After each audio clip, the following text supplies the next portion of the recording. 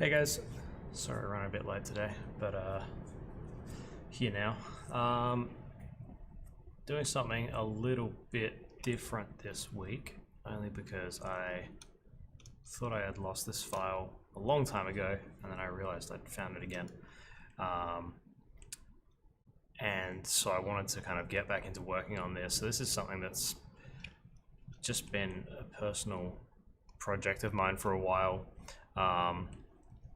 And I've done a bunch of work on it, and this was like one of the sets for it. And yeah, like I said, I thought I'd just like save this onto a hard drive that I'd put in a cupboard or something, and I'd kind of conceded to not ever seeing it again, and I never actually finished it.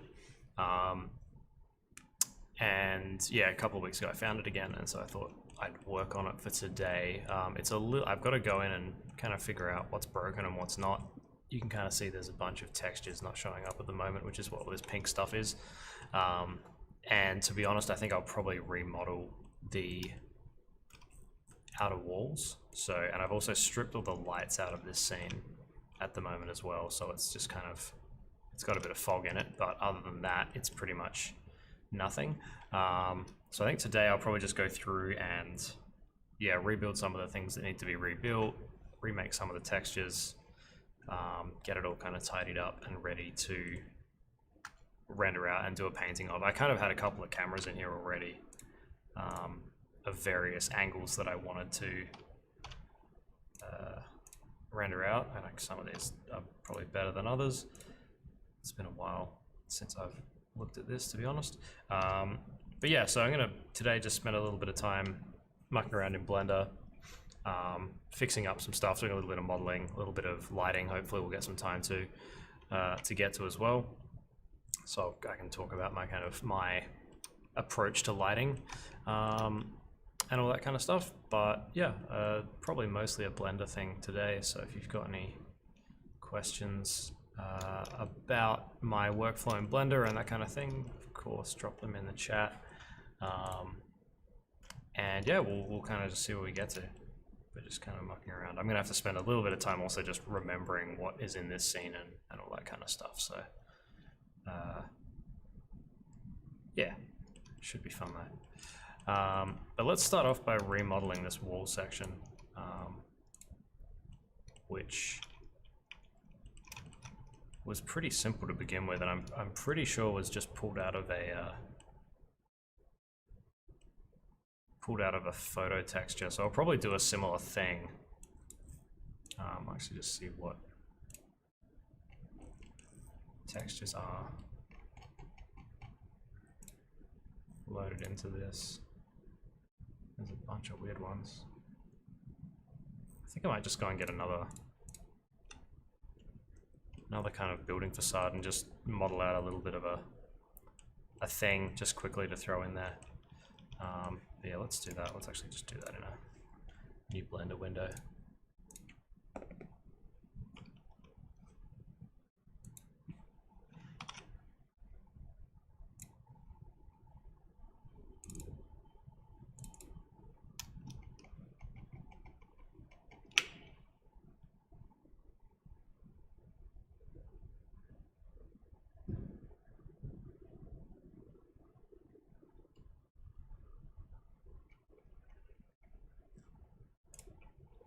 So I'm just having a look here at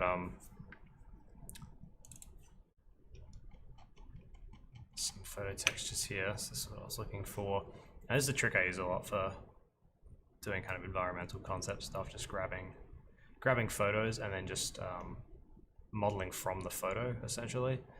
And if you've got something like an interesting building facade like these things, you can create like little tiles and stuff that you can pretty quickly just throw around a scene and make look pretty interesting. That one's kind of fun.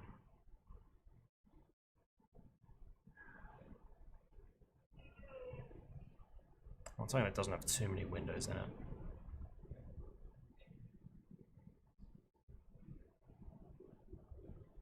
And that looks kind of suitably old. This stuff is all a bit too modern.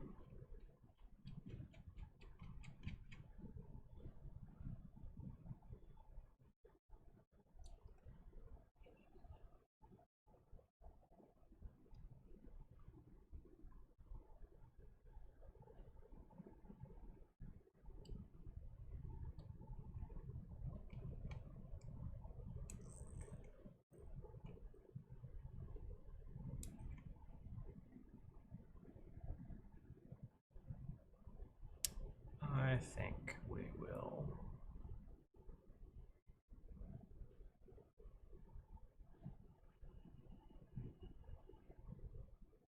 go with,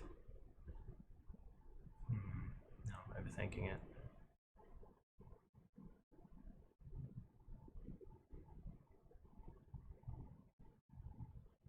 Let's go with this one.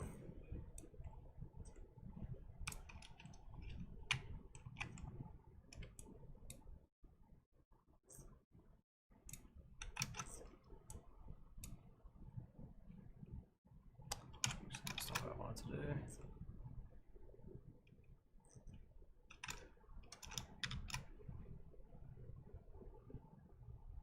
Image is plain. Drag that in. Oops, there we go.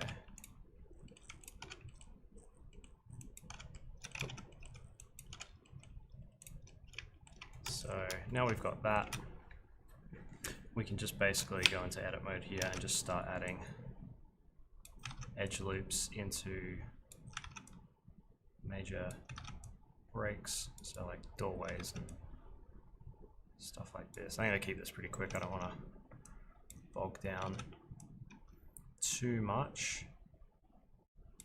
This photo looks like it's pretty straight as well, which is nice.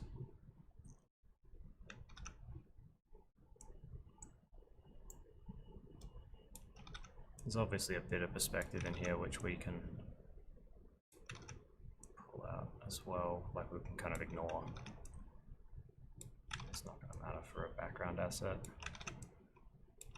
It's just adding in edge loops here for windows and stuff. Not too concerned about, obviously these edge loops from some things are overlapping other bits, which I'm not going to worry about for now. Just kind of go through. Let's start by selecting the windows and anything that kind of goes in. Just extruding that inwards like that. It's obviously going to create some weird texture stretching, but again, for concept stuff, it's usually not too big of an issue.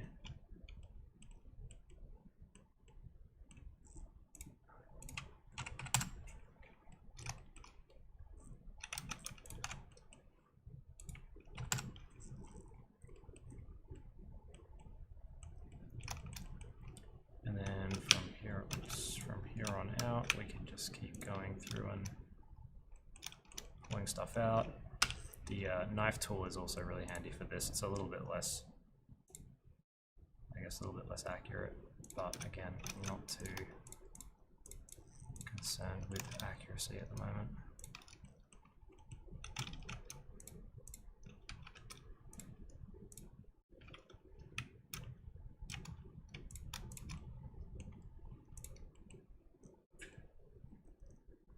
Create something with a little bit of depth. My normals have gone all.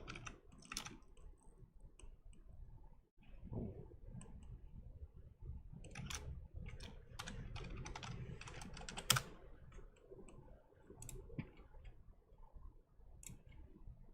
Aha. That's what I want. I was wondering why that was looking a bit weird.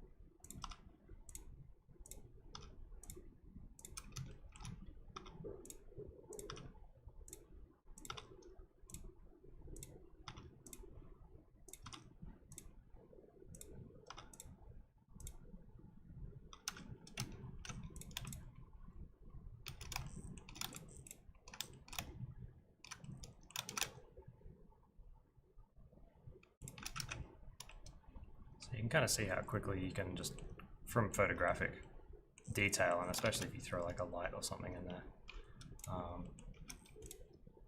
you can quickly get something pretty effective as a backdrop. Yeah, I'm not looking for anything too crazy either, so probably make one of these and then maybe make one that's a little bit like more simplistic with just some bricks or something, and then that'll give us a good little backdrop.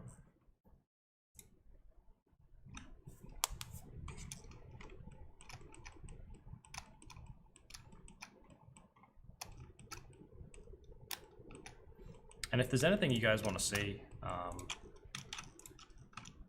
on this stream as well, feel free to let me know as well.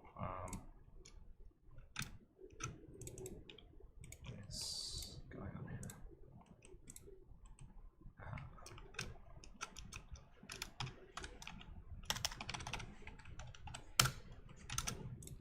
Because I'm pretty happy to just come on here and work on some fun stuff and get a little bit of work done and all that kind of thing. But if there's anything you want to specifically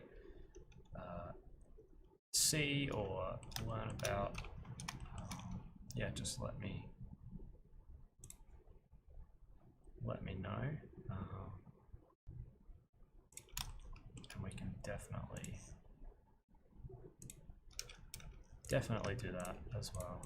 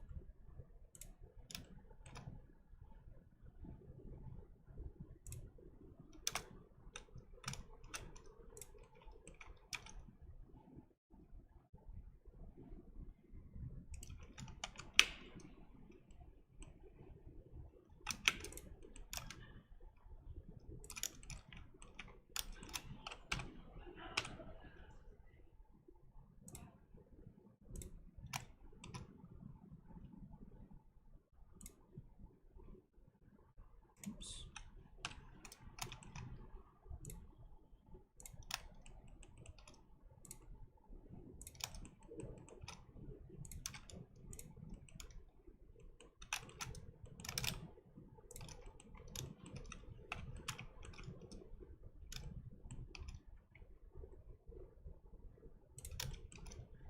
So this is going to be completely useless geometry, but it does the job for what we need.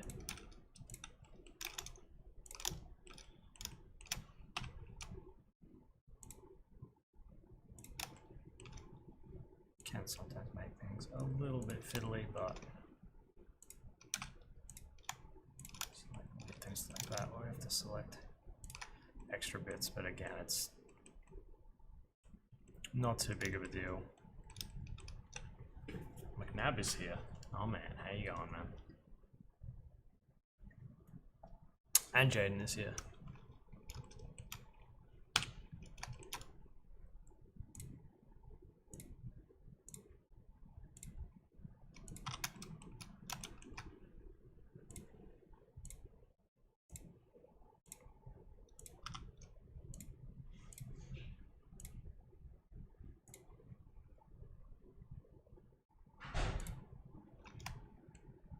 I didn't use edge loops because I was lazy and was also probably getting to a point where there's like too many intersecting edge loops. So I pulled this off so it's floating geometry, but it's like if I keep adding edge loops everywhere, it's like, you know, you add one for a window there and it goes through everything else. It would work. It would just mean that you would have to, instead of just selecting like a single square for a window, I'd end up with something like I had over here, where it's like the whole window becomes like multiple pieces like that. So if you want to move it, it just becomes a bit of a hassle. So there's absolutely nothing wrong with doing it with edge loops, and you like technically should if you were modeling it, but I'm not, so I didn't. And yeah, like this stuff will still happen because the knife tool still likes to create these terminating edges so that everything technically joins up. If you want to, you can go around and sometimes you can dissolve them. In this particular case, it's not going to let me. But yeah, this is all bad, very, very, very bad modeling practice. So like that's an annoyance, but I'll just keep going. There's probably a way to do it better than this as well. I really don't know what I'm doing when it comes to this stuff.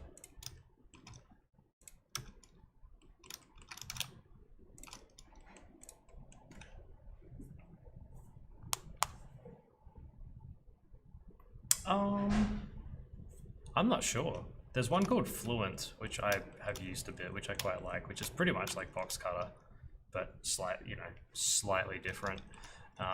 But same thing, it's like marquee stuff.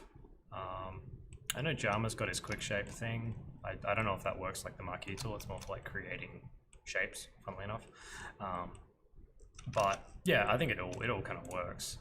So just going to put a little bit of a bevel modifier on this.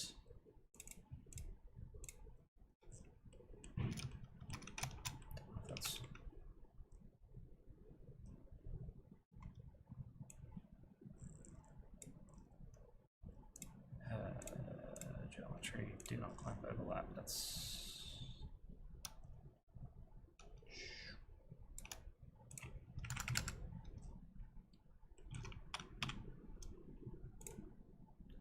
a bit bigger, I guess. Yeah, a little bit of a bevel modifier on that. I know, right? That looks really good, didn't it? And that's just going to help the help this whole thing just like collect light a little bit better. Just beveling all the edges gives it slight highlights and stuff like that. To be honest, like this is getting pretty close to where I need it to probably for the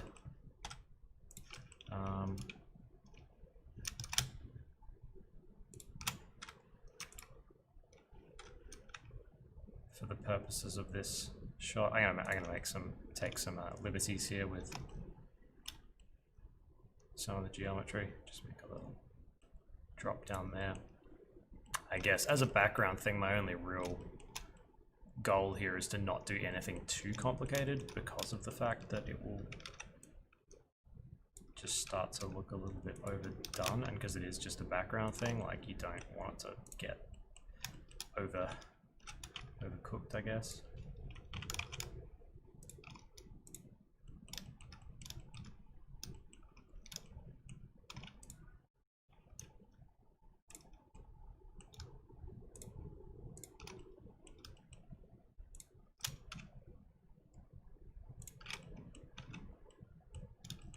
Bevels and stuff like that, and then the only other thing I'll do here is just kind of select. It's got heavy poly on it, so that's going to turn on the. Oh, it's still going to do it, isn't it? That's like. Ah, excellent. And we'll just use the circle select tool here to just select on that side. Is there a way to make the circle select tool not as big? Surely there must be. I don't know how to do it though. If anyone knows how to do that, let me know.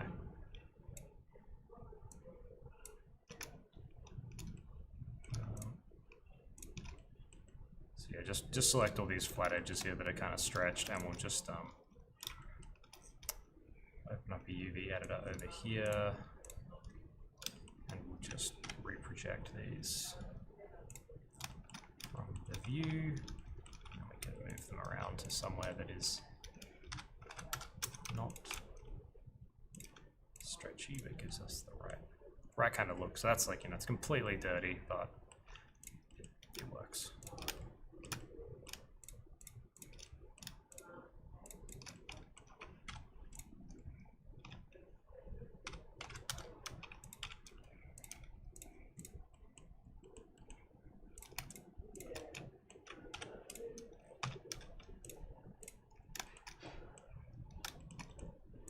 And, you know, depending on how much I really care about this kind of stuff,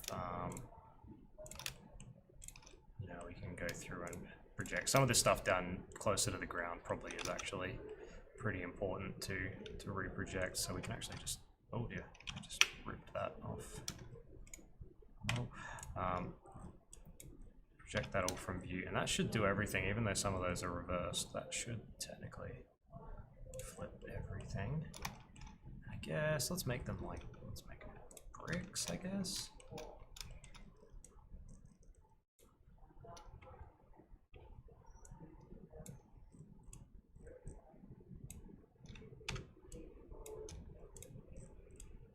Oh dear.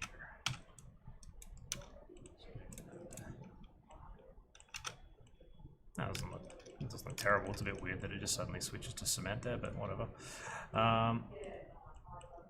That's good enough. I'm just going to turn my shadow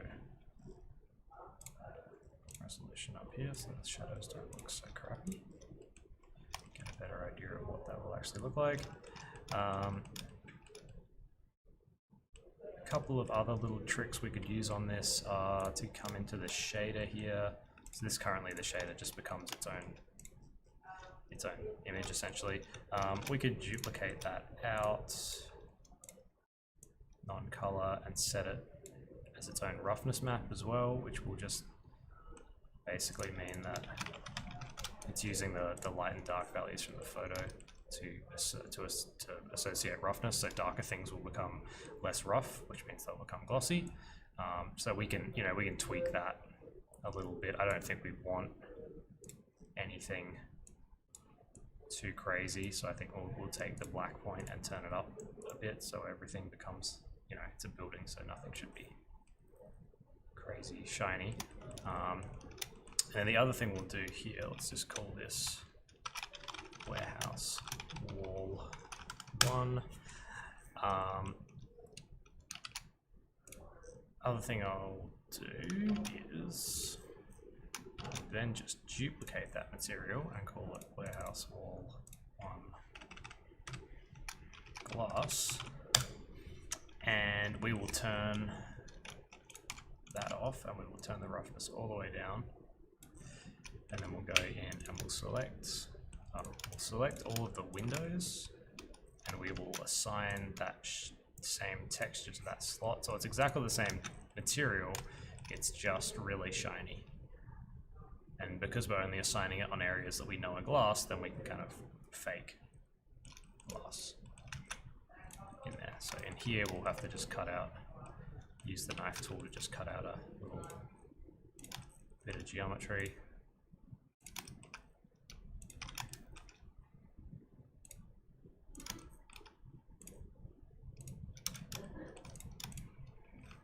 Just assign that glass there. It just gives us a nice little, may not be super necessary for the exact scene that I'm working on, but it does get that. Oh, what happened there?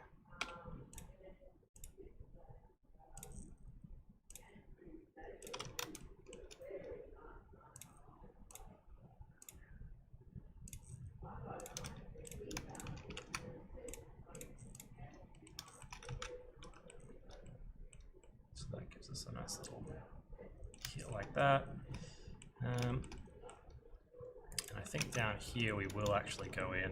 So this is what I was talking about, the edge loops before. this is like an area here. So for instance, McNab with this stuff, like it's, you know, there's, if I want to cut along here to just get that section done, because I've used edge loops, whoa, don't do that. Because I've used edge loops on other stuff, it's now creating all of these just extra lines that I have to deal with. It does not want to cut there for some reason. That's kind of annoying, but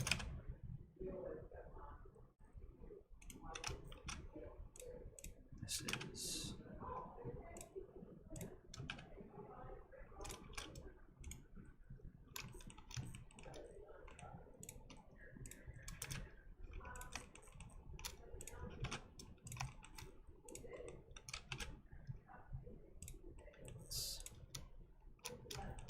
we'll just do that because that kind of works. Anyway, send that back a bit. So that looks kind of weird in there now, but I don't think it's going to matter because we'll probably be looking at this kind of like from that kind of angle, so that's all fine. We've got this one here as well.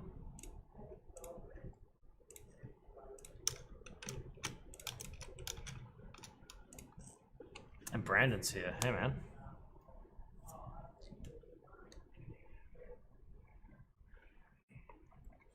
Haven't seen you in a while. But no, it's cool. Cool that you're here.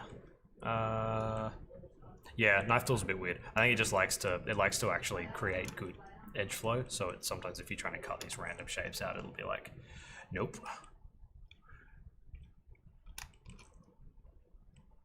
All right, I think also what we'll do here is,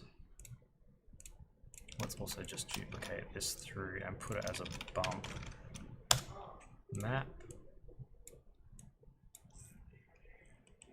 Just a bit of crunchiness there. Again, it's the same trick as the roughness. It's just using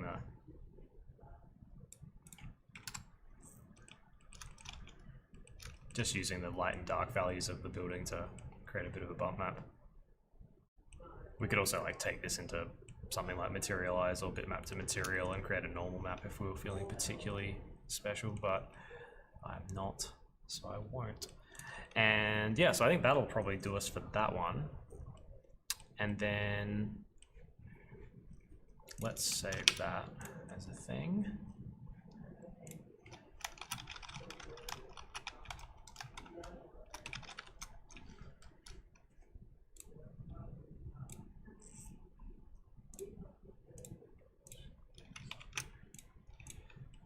So that's done, because that should give us some nice like detail up here on these little bits of architecture. And then let's just quickly grab a less interesting facade, one that's just brick.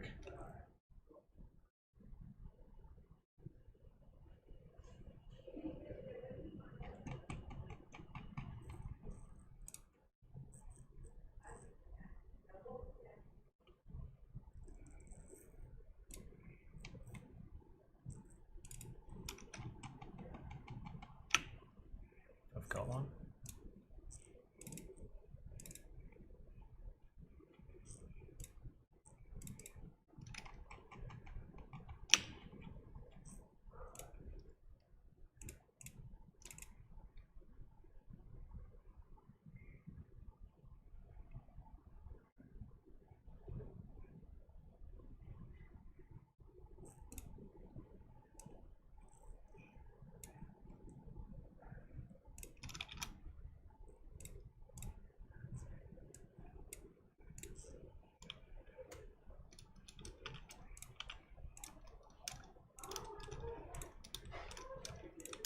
It's kind of funky with those little texture bits in there. We'll use that.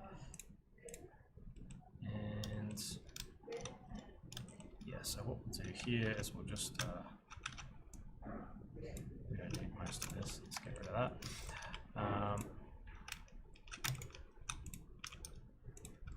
It's about the right size. Let's just do a little bit of a hue adjustment on this to get it back to the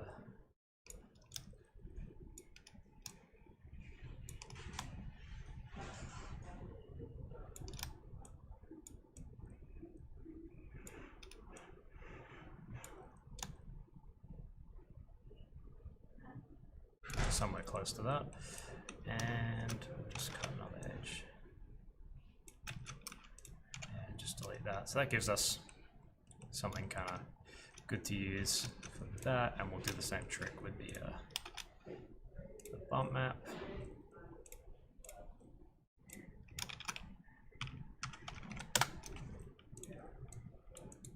Oops.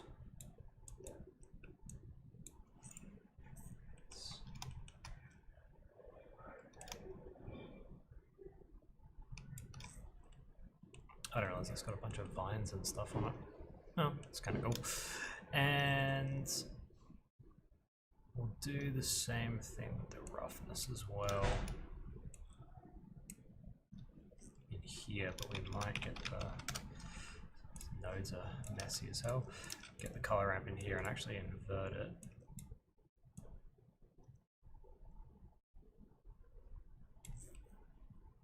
Just, you know, because bricks have got a little bit of a wrong way. Bricks have got a little bit of a sheen to them. Just get a bit of kind of property to it. So that gives us two nice little wall sections that we can then put together.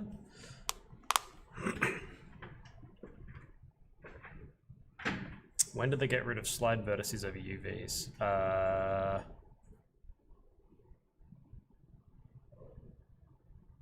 No idea.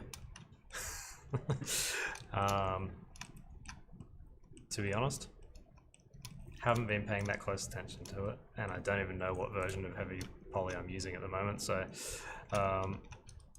can't help you with that one, sorry.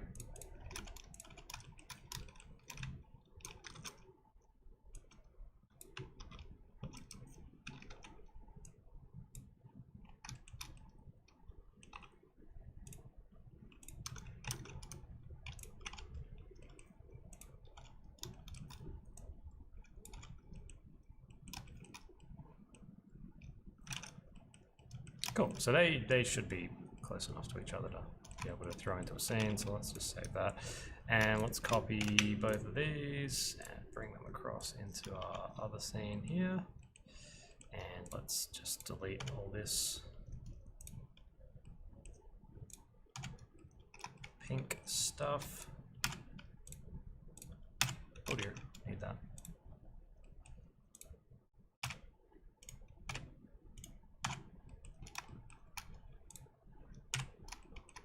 So I do actually have a wall there, I forgot about that. And this is using a hand-painted texture from ages ago. But I think, let's get these in here, because I think these will look nice. They're a bit big. Let's just move these over here.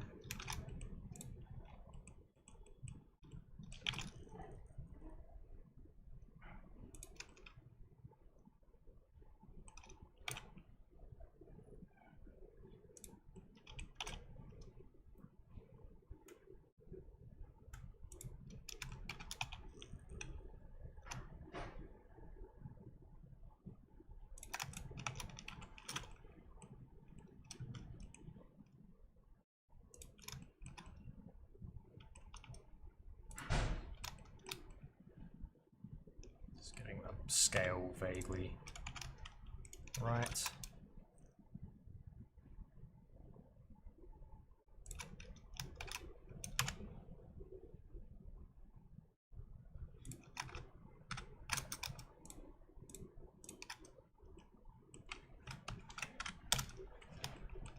Oops.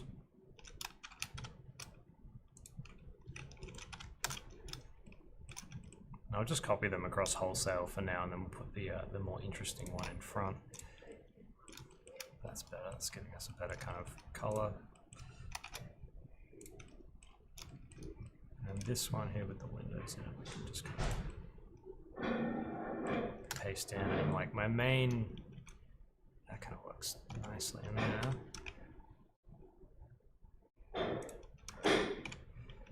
Just move it so it's like intersecting with anything. It's not really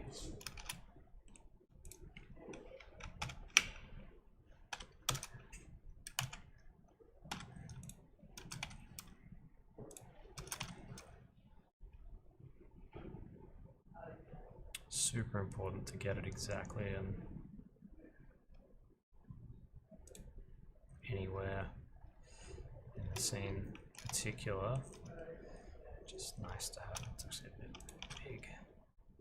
I do have a bunch of other stuff kind of here, but like for this scene, the way that I'm going to light it, I don't think it's going to matter too much having overlapping things anywhere. Might be nice to have another one down here. Don't know what's going on there. I used to have a door there, that's right. Huh. Okay. Yeah, I used to have a door there, but maybe...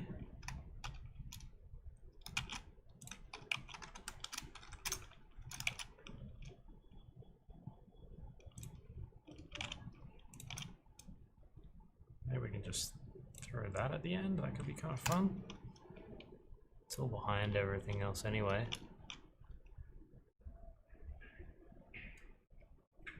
Maybe.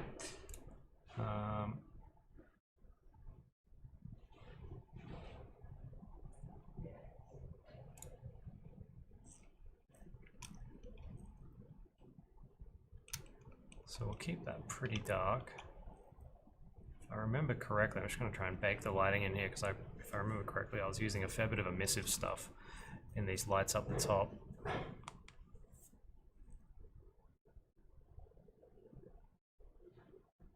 Which gives us a little bit there. And then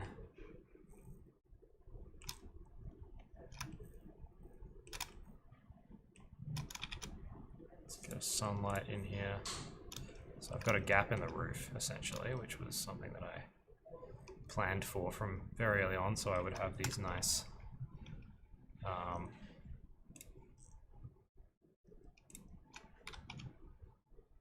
the ability to kind of get nice cast lighting through this scene.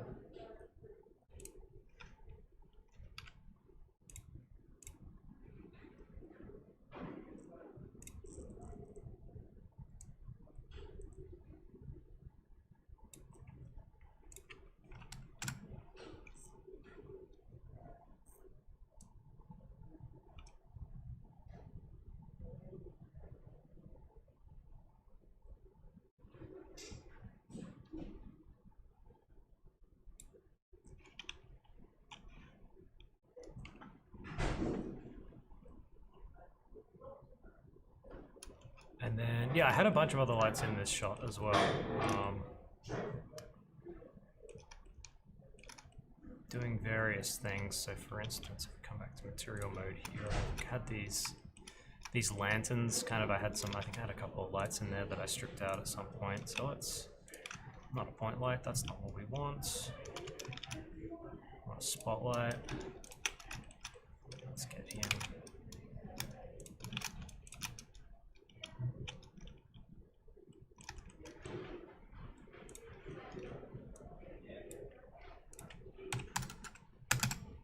That's way too bright.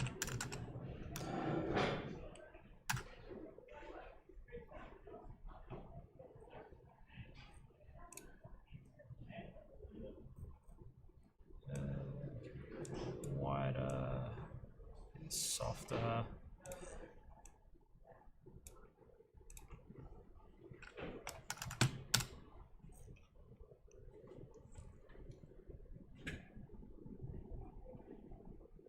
I'm not sure how I actually feel about these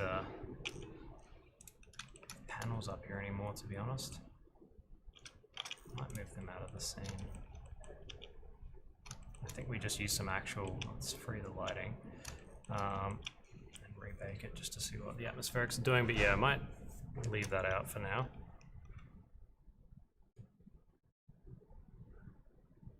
The plant assets, did I make them myself? I can't remember. Probably? Let's have a look. Yeah, I think I did. Yeah, they're just alpha planes with a leaf texture on it that I probably grabbed from some texture library, and yeah, they're just real low poly kind of game assets in a sense. There's a bunch of really cool stuff on Megascans for that kind of stuff now. I made this before Megascans was a thing. So yeah, that stuff, all of these props were made in the same way, just pulling from a photo.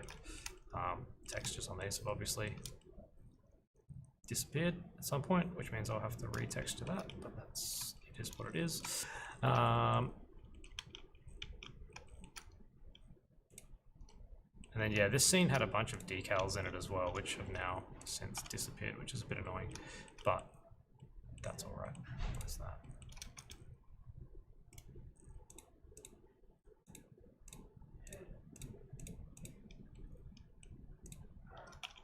I don't know what that is, so I'm going to delete it. So yeah, it's a pretty rough scene, to be honest. It's really something that does rely on the lighting more so. But I mean, when it comes to 3D, like, lighting is so much of the like an important aspect to it. So obviously there's some volumetrics in here as well, which are how we're getting the fog in there. Move this sunlight down into the middle of my scene so it's a little bit easier to interact with.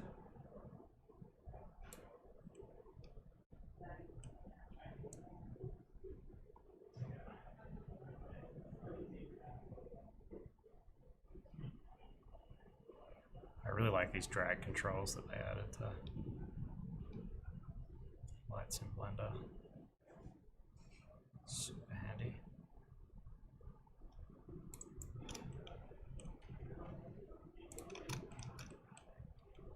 So yeah, I think let's put like an area light in here. Just to light up this little levitator thing. So like, in terms of what's actually happening in this scene, this is like a garage for one of the main characters in the story. He's just like kind of a mechanic kind of guy, and so he's got these this is basically like a big hover lift. So you drive a car into it, and it basically spins up around it and lifts the car up into the air, and like can move it around and stuff, and can recharge it and run repairs and diagnostics and stuff. So it's a bit of a stupid sci-fi machine thing. There's not a huge amount of really specific design in it, but that's the idea. So this thing kind of does glow. And I think I also had, if I remember correctly, I had a light underneath this thing as well. Down here, kind of casting up, which probably would have been pretty bright to get.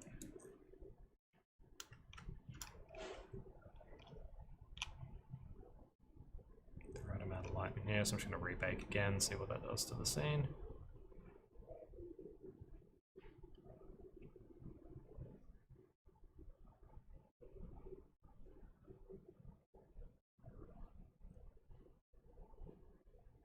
It's not too bad.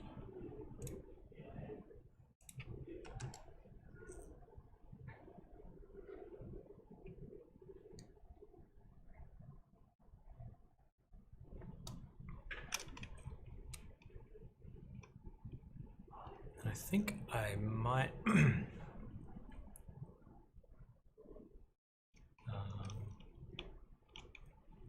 yeah, there's a bunch of things that I want to do with this scene, so I'm probably going to go a little bit all over the place with exactly what I'm doing at any given point in time. I wonder if, because what I'm actually not enjoying quite so much at the moment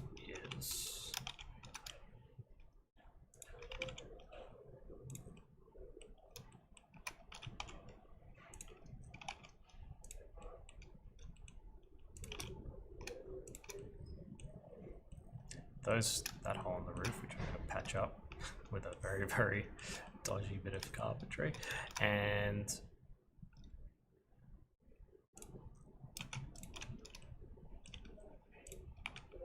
just going to punch a hole in the roof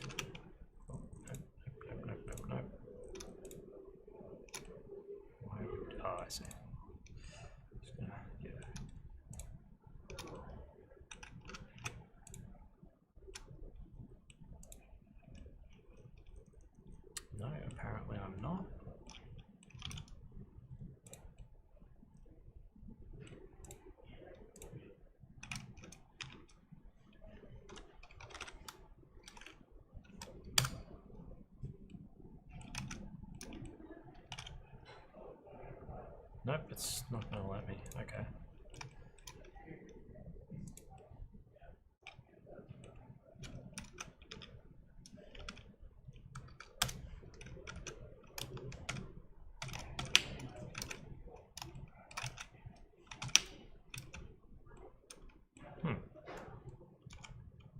Okay. I was just gonna punch a hole in the roof because I wanted to do that. Maybe we can do it.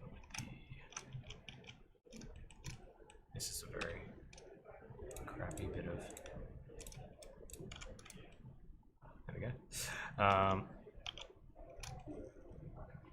Very crappy bit of geo. So maybe actually just take the sunlights.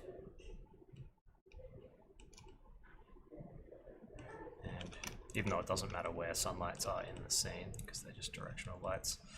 Let's just maybe move him above there and yeah, that's better. That's gonna look cool. Just make a little section of light down there. Come back to our camera view because ultimately that is all that matters. Turn off all the overlays. Yeah, that's kind of fun.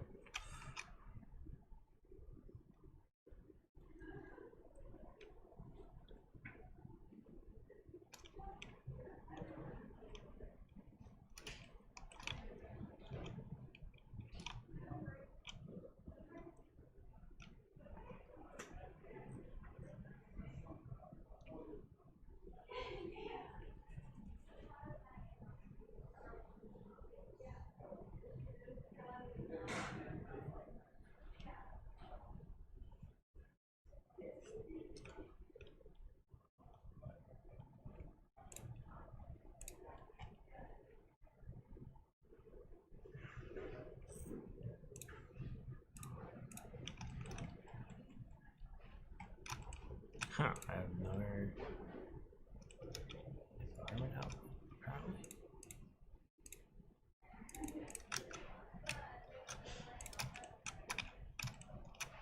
Huh.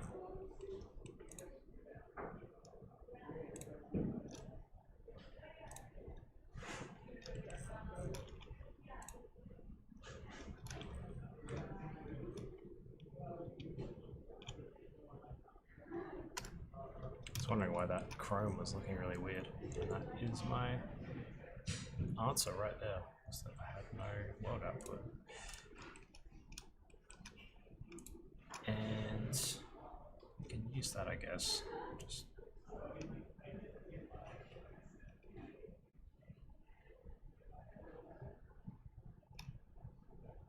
Just use a nighttime atmosphere there, because that'll give us an environment of some sort for the reflective things in the scene to bounce off of.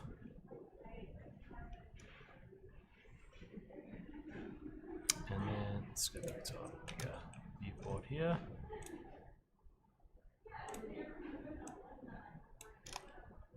I think tutorial mode, yeah, we've got. Just going to do an instance copy of this light. In there just nicely, which will shine down on top of that car. Should look pretty cool. Yeah, there we go. That's starting to come to life a little bit more, and I'm just going to save this. Let's call this Lift 2020.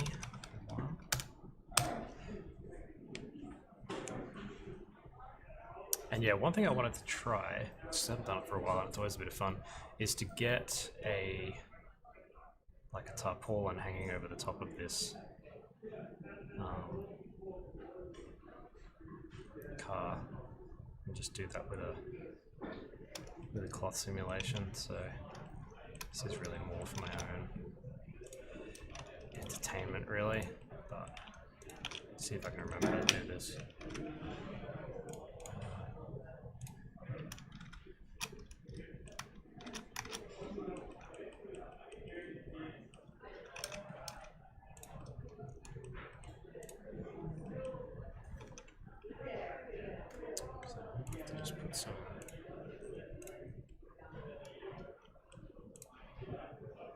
Unfortunately, this car is made up of many silly pieces.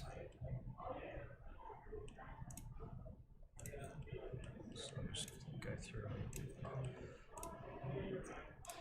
turn collision on for all the big ones that this cloth is probably going to hit.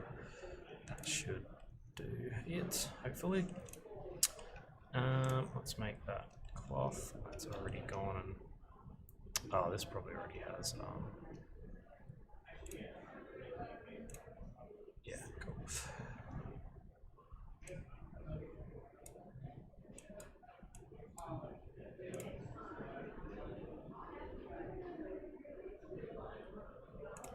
Nice. That's kind of working.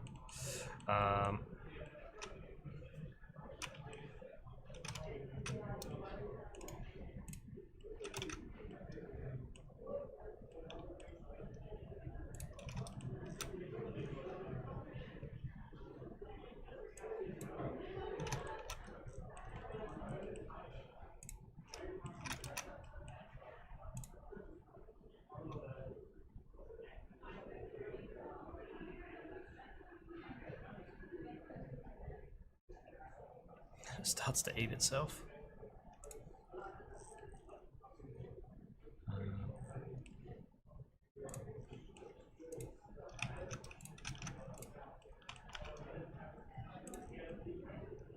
To make it a bit bigger.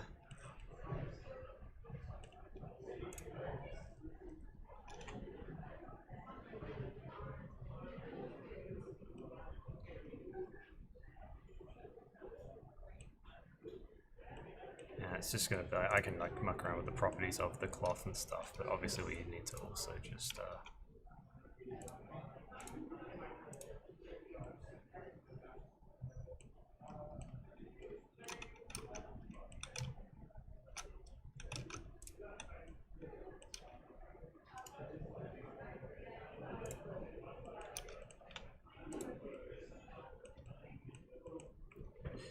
so yeah, I'm not really the right person to be asking about exactly how I'm doing this, but essentially if you can simulate cloth pretty easily in Blender by just adding a cloth construct property to a plane that's been subdivided, and then any object you want it to collide with, you can just go through and set them to have collision, and that will basically mark them as collidable objects in the scene, and then when you hit play on your animation timeline, it will simulate the cloth given the parameters you may or may not have given it. So obviously this, is not perfect. I should also probably make the ground a collision object, because otherwise it's gonna not bounce.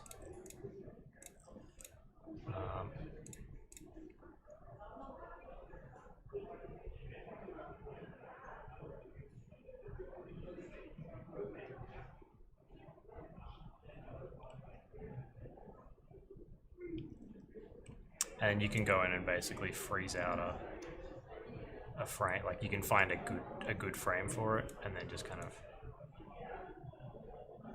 freeze that out when it works. But I think what we want to do is just add a bit more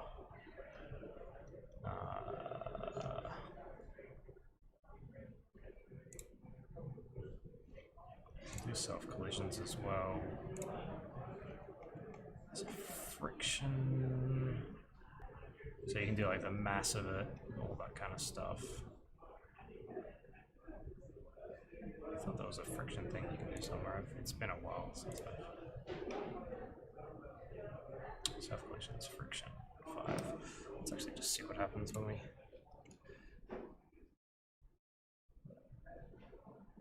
That's a bit better.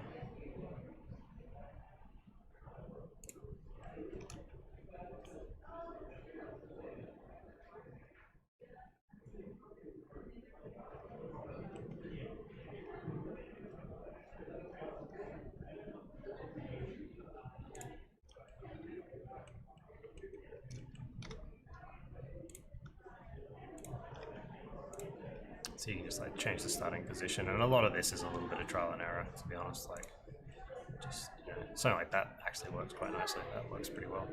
And then once I've got that, like you can go through and if you want to make it a bit you know, it's smoother, obviously, put like a subdivision surface on that final warp.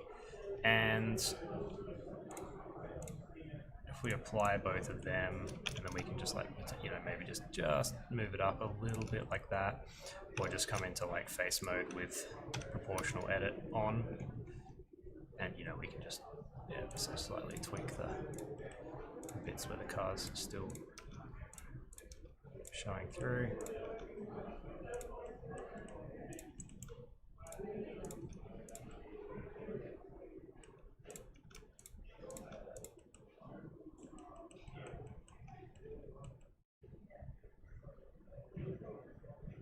Just kind of fun.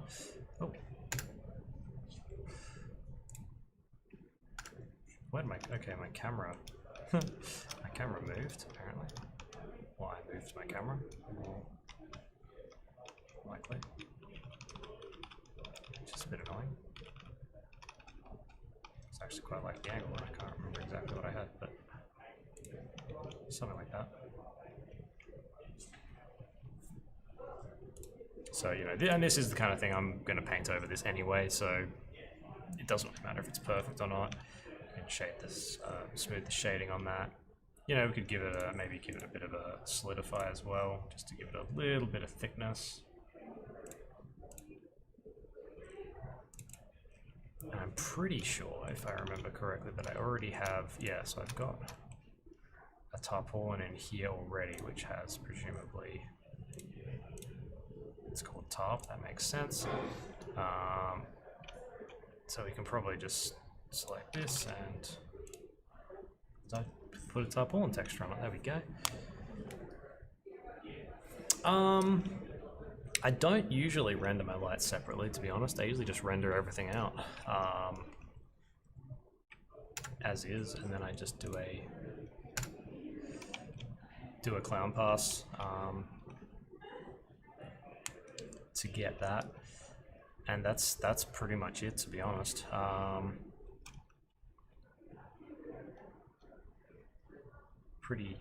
Pretty lazy.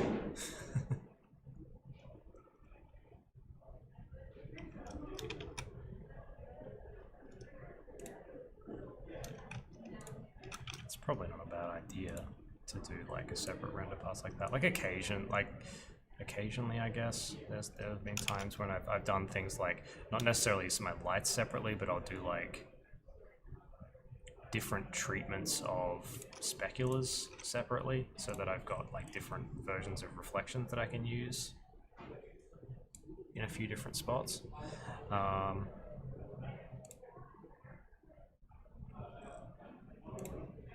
I am pretty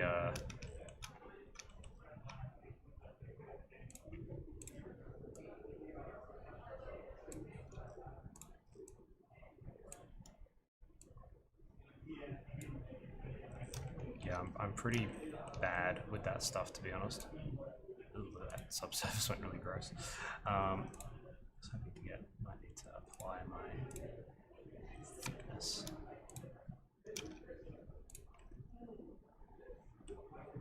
Yeah, that looks like a gross flesh blanket. We don't want that at all.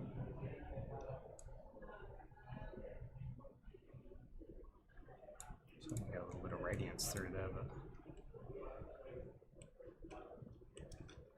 oops.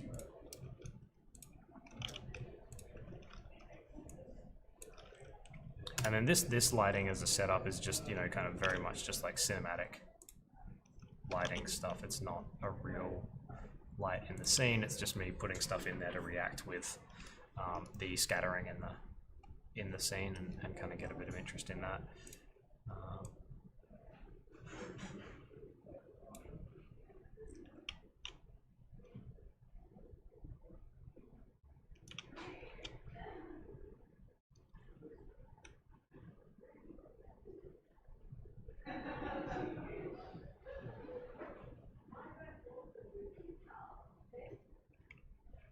One thing that actually, in terms of doing a separate light pass as well, and especially in Eevee, that would probably be an advantage there is actually the fact that Eevee kind of shows you your lights as points, like singular points in space, even if they have more volume. It can only render them from a point. So that looks a bit weird, and that's something you'd want to paint out. So actually doing a lighting pass with like a pass without the lighting, and then kind of painting some of that extra stuff in so you can get that volumetric correct without having to faff around too much is actually not a horrendous idea. And then it's something you can avoid it entirely if you render in cycles, but obviously that is a time thing.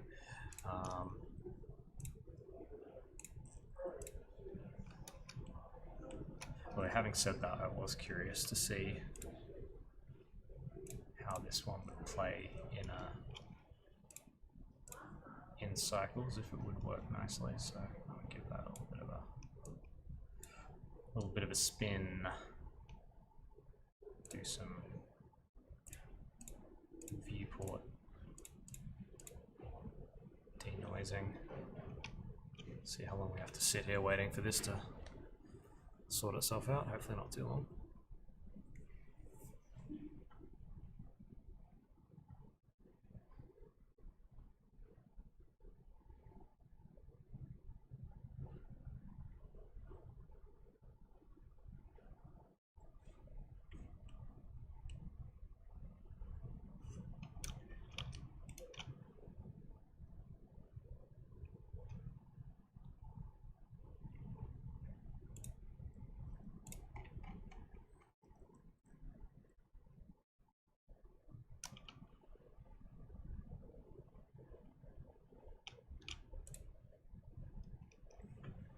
Usually it gives you a little bit of a warning saying that it's calculating for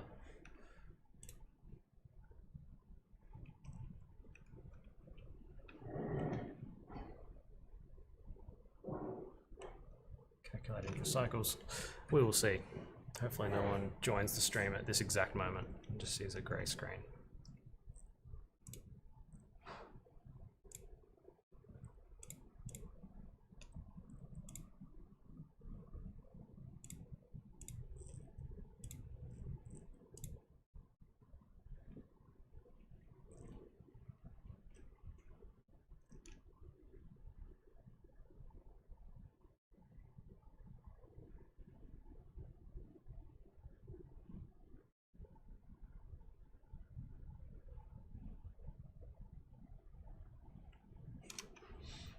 Maybe it's just bugged out, who knows.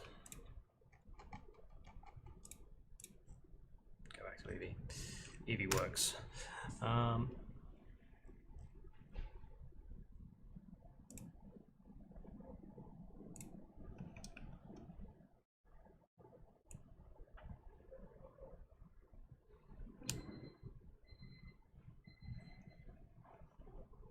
Get a little bit more glow through there.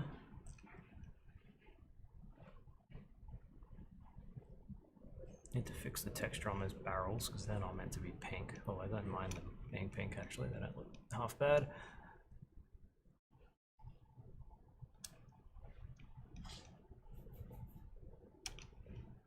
I'm just trying to have having a look around here and seeing if there's any other little spots where I would put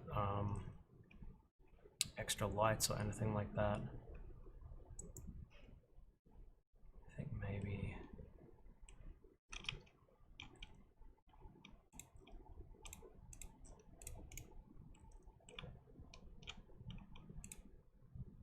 just making a copy of this and whacking it behind the plants maybe.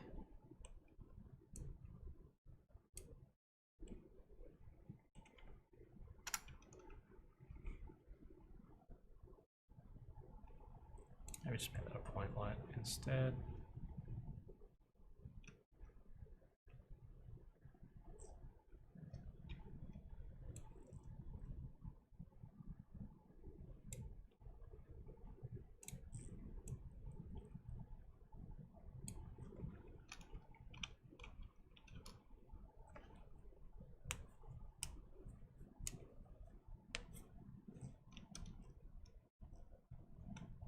Glad you are learning something,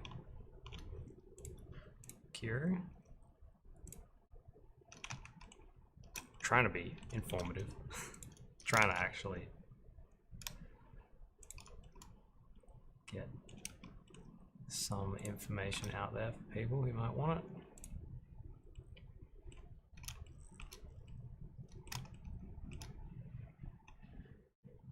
Whilst also just mucking around and having some fun.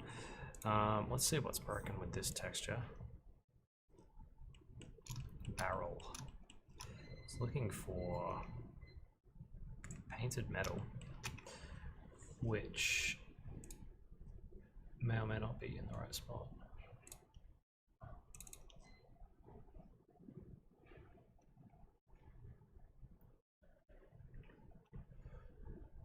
Where am I going? That one. Textures. Texture. No, it's definitely not there. Oh, let's find another texture for that barrel, because that just needs to be something vaguely barrel-like, I guess. And I've got so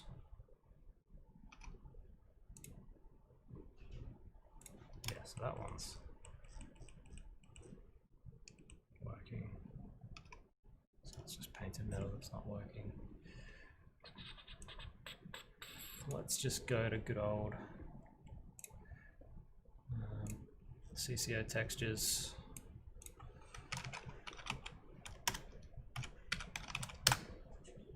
And grab another metal texture.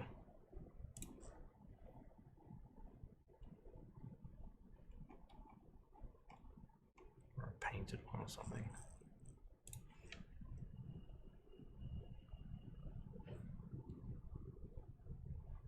Paint.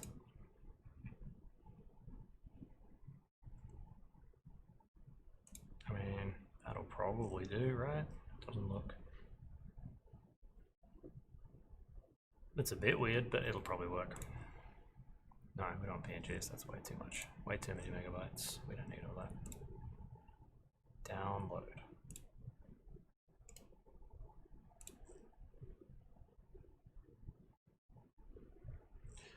Cool.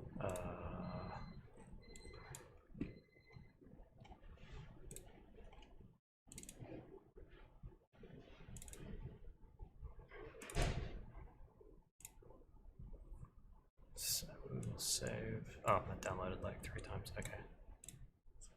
Smart.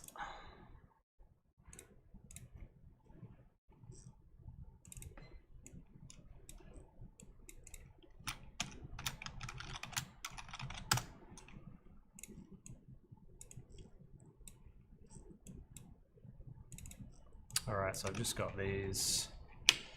That's the texture pack from CCO, so we've just got that in a folder there, so we can jump back into Blender and we can.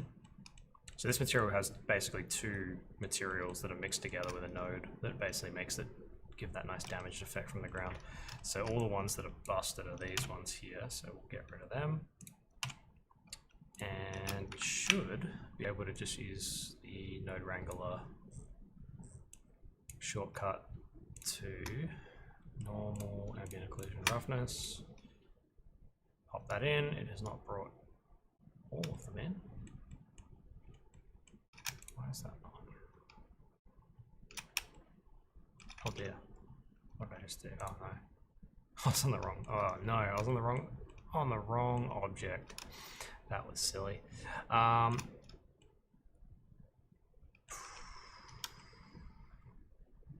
So is that?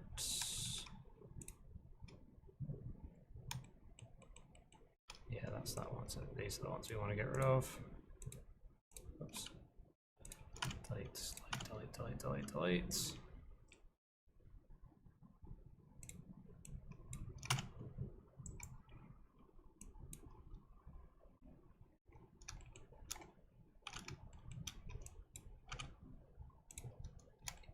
Okay, so let's try that again. Color, normal, ambient occlusion roughness. Go. Just wait for that mask node to do its thing. There we go. We've got a nice super orange barrel that's way too strong. But that's alright. It's better than nothing. Let's turn the strength on that normal map down because we don't need anywhere near that much stuff. Let's turn the metallic up a bit. Let's put a hue saturation shift on the orange because I actually want this to be more yellow, less metallic.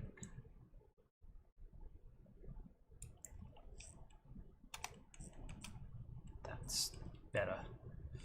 Cool, that's what I wanted. So ambient occlusion didn't come in there, but it's honestly not too big of a deal. That looks a bit better now. Cool.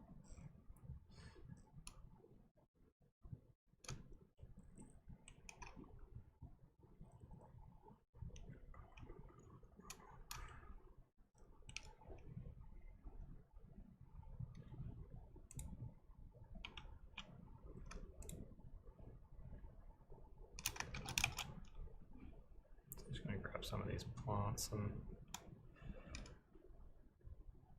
whoa.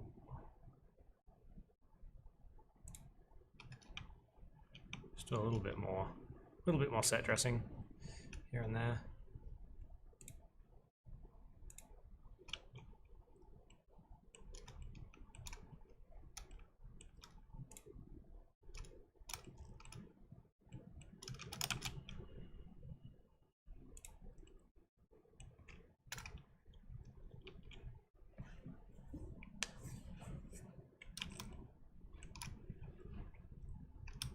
Oh, now my pillars are red, and I actually like it. I'm gonna keep that. Whoops. Complete and utterly mistake. Utter mistake, but whatever. It's all good. Alrighty.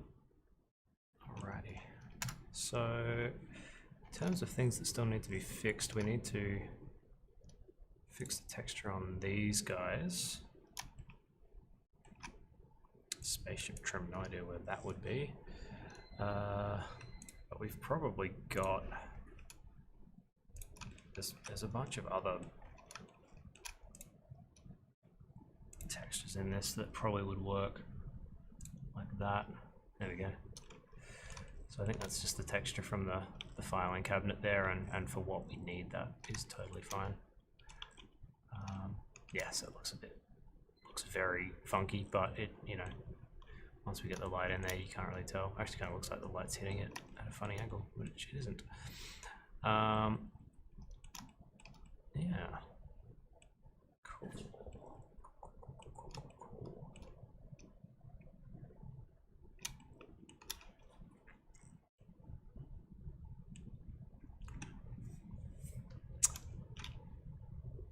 And then the other thing that I just wanted to do with this is get a few more cables and pipes and stuff in here.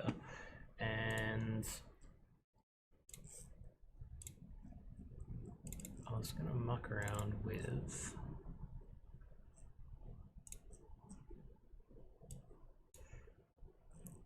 this add-on, if I can remember how to use it. Just have to double check. Shift Alt C, that's right.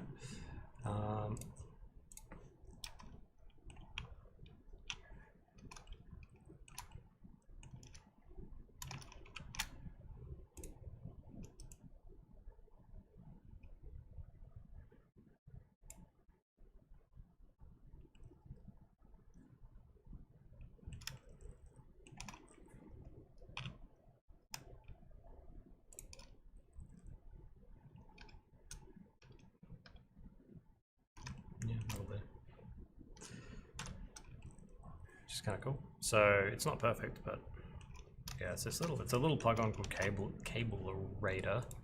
It's hard to say. Yeah, just basically lets you either draw cables onto your environment. You know, it's just using the curves from Blender. It's not doing anything too crazy, but does make the process of drawing cables a little bit easier, because it does mean you can just kind of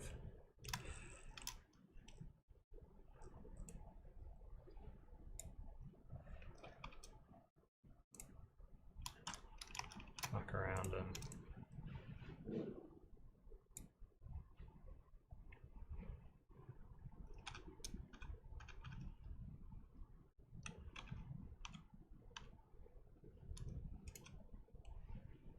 stuff in there like that, which is obviously not perfect, but because these are just curves, we can always go in and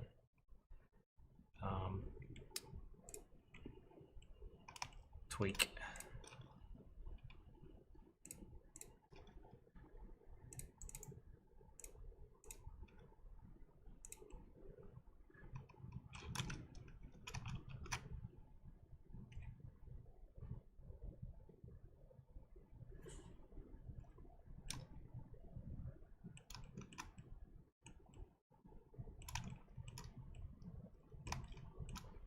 I wonder if we can do something like down. Does that work? Kind of. Not really, but kind of. I wonder if we could draw one up over this thing. Whee. Okay, let's not do that. Maybe if we start from over here. That's pretty cool. Close enough. We can just edit.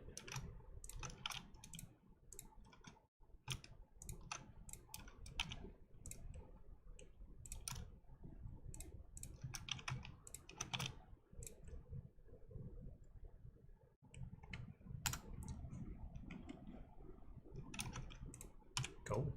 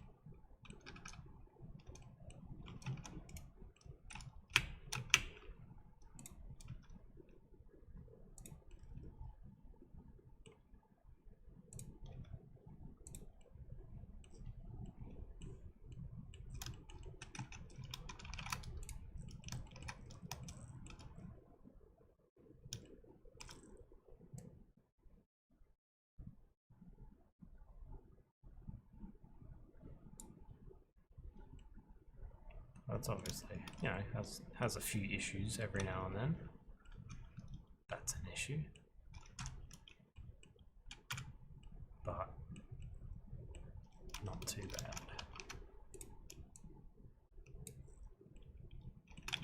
What is that? I don't know what that's snapping to. That's weird.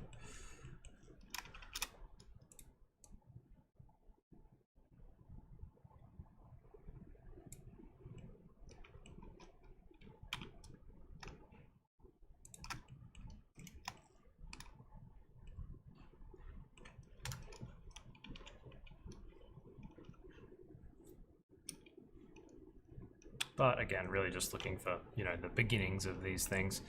We need to put a texture on that. We can probably just texture these all with a really, not even something that's got a pipe texture.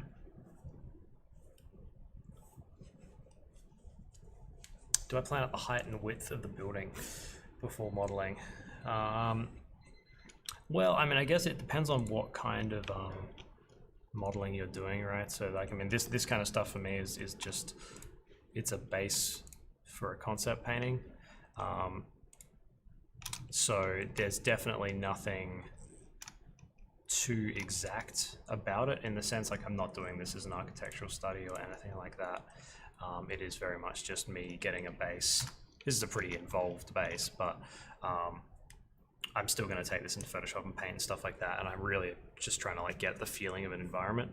I don't think they're in the scene anymore, but I will always put like a human scale in a scene like this, just so I've got a decent idea of exactly how big a person should be in an environment.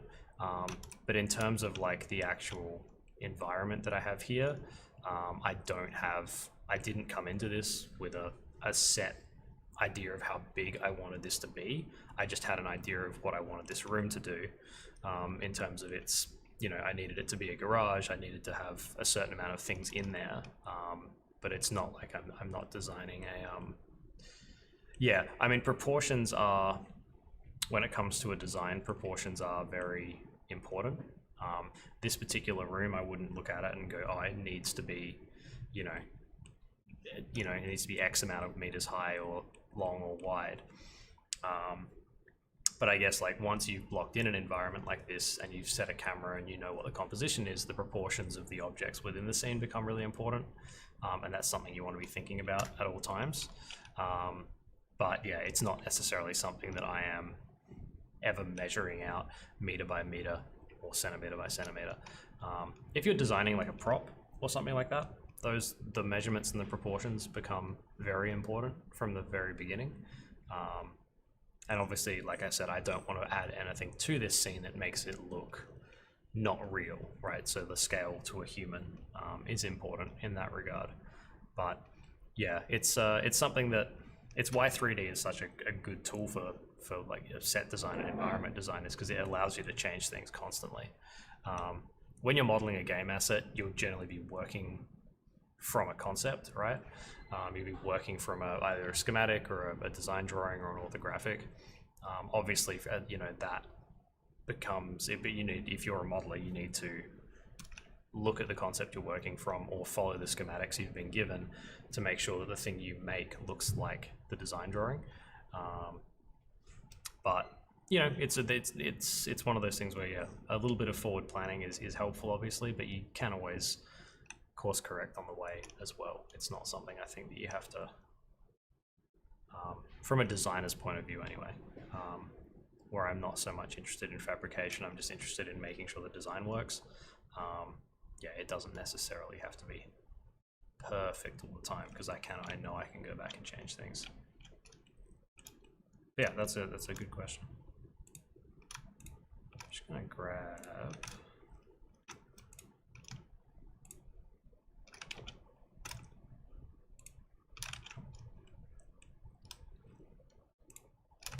please let me select this empty. I'm just going to duplicate this.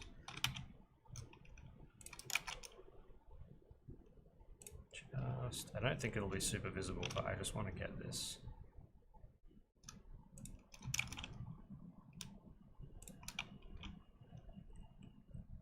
May not be visible at all. No, it's not. I might.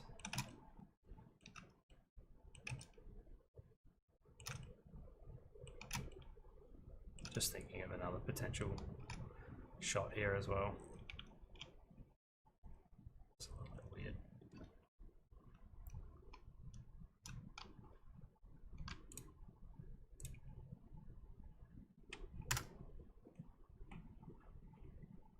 Just checking my other angles as well, just making sure that I've got everything in here that I need for some of the other shots. If I want to do a couple of different views from this scene, don't like that one anymore.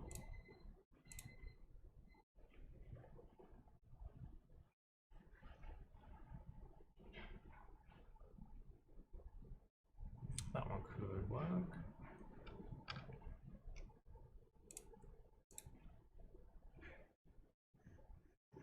That one works quite nicely, but I think we need to get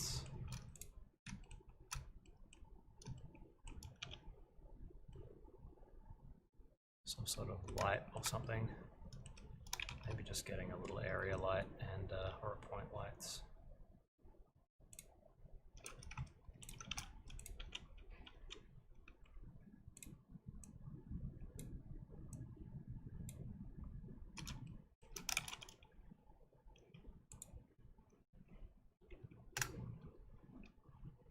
Yeah, that makes that a little bit more interesting.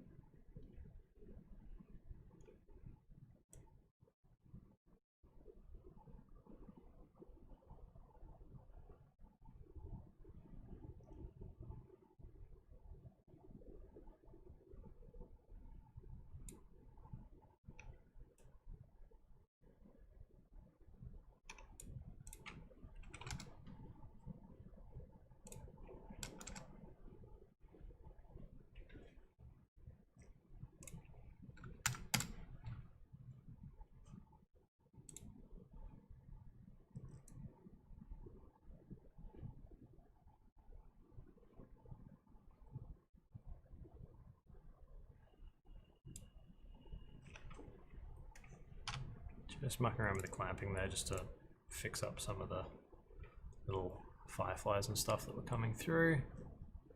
Probably need to bake this again as well because we've added a bunch of lights to this scene without baking it, so just get all of that bounce light running around.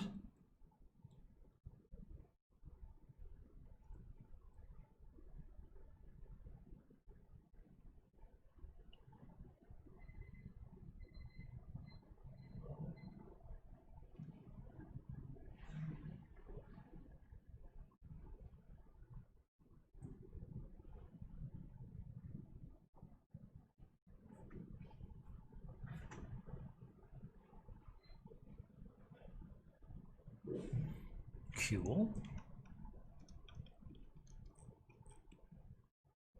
So I've got, I only remember just now that I've done it. I've got this like little glowy strip around the bottom of the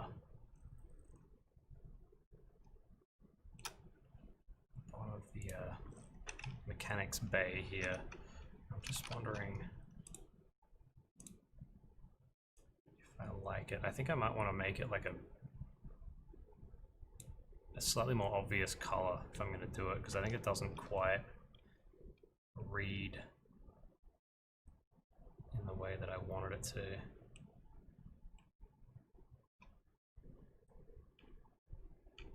Maybe that's a bit better, because it just kind of shows up as a strip on the ground, which might be a little bit weird.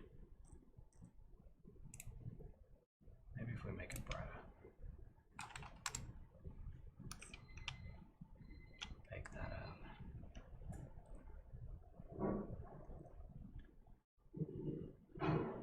Because those emissives in Eevee will cast light and kind of have some interesting effects on your scene if you do bake them, but it might just be an extra detail that's not worth chasing.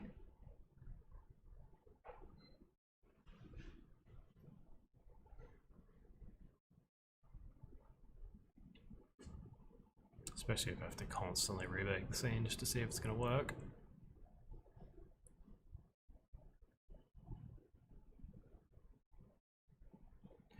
We wait for all these weird artifacts to dance around.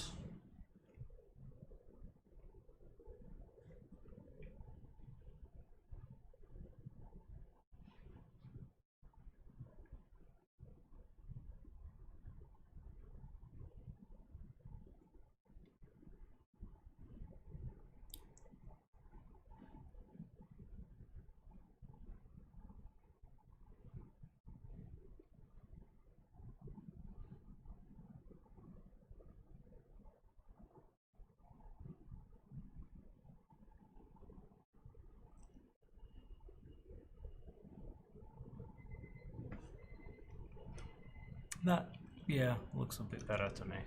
That'll do.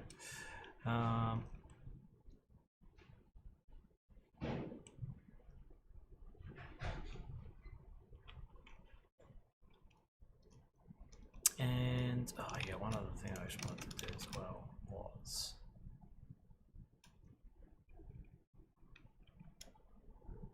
just to get a little, one of the other nice little things you can do with that cable add-on that I had before was you can use any object really. I'm just going to use these little weird toruses to basically like hang cables from. So you can basically move cables around and then select these things in sequence. Go create from select objects, and it'll do a bit of that, and then you can kind of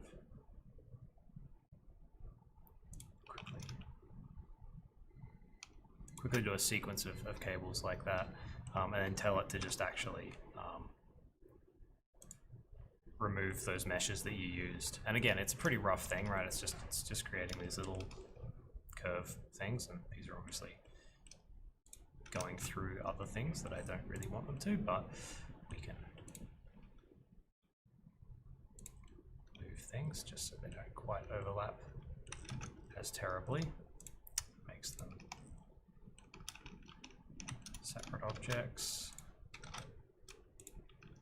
Right, but we can, you know, just very adding in for a scene like this, that kind of silhouette is really nice, and kind of makes sense for a garage to have, you know, kind of cables hanging down from things.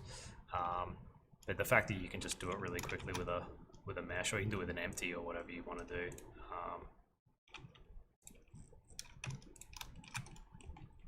That's a pretty, I think that's a pretty cool little feature. So, yeah, we can come in here and just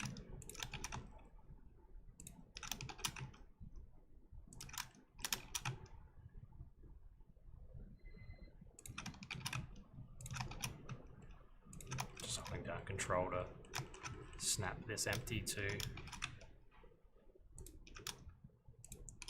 The empties may have been a mistake because they might be a bit hard to select.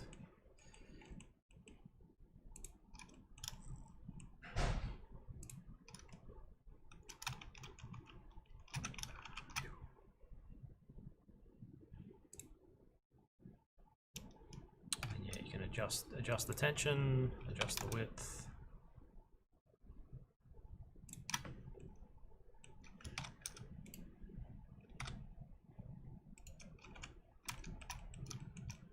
The objects.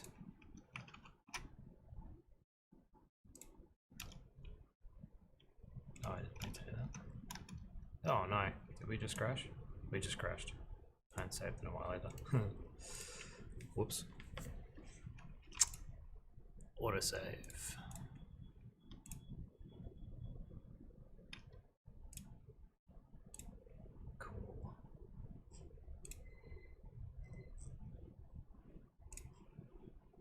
Don't think we'll have lost too much. No, we did. Just a few pipes.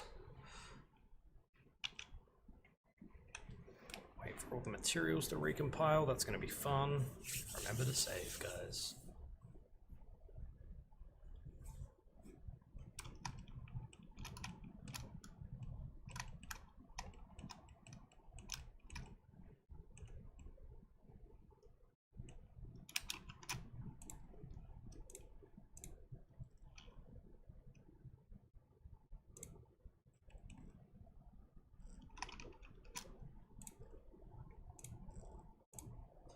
The reason I'm doing this is because I do remember that there was a way. That's right, yeah, then you could.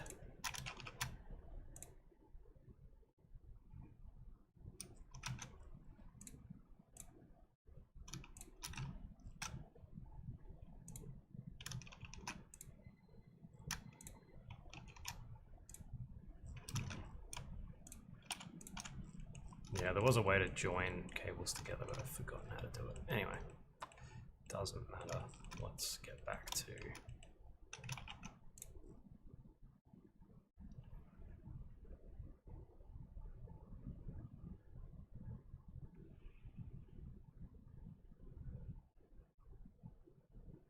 just saving this again.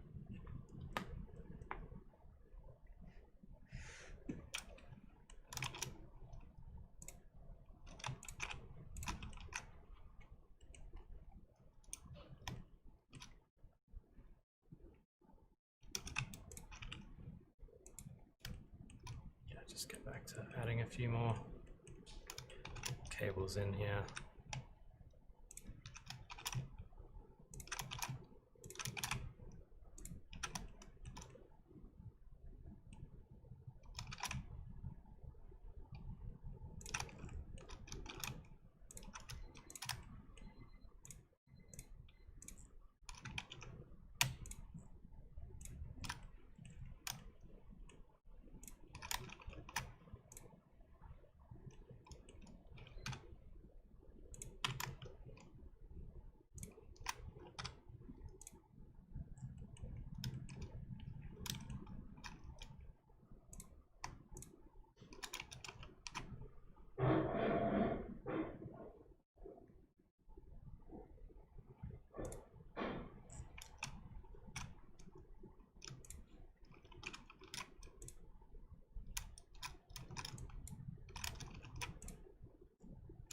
Yeah, I'll have to look up how that works again. But for now, it's fine. like this. We'll just make that a one object. Pipe.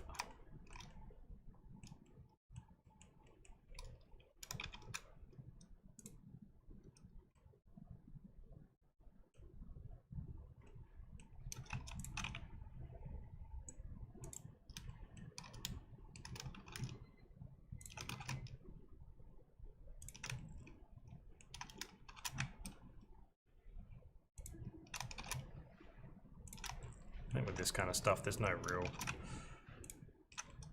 right or wrong way to do it with these little details. A lot of this stuff is, you know, also relatively easy to paint in after the fact. But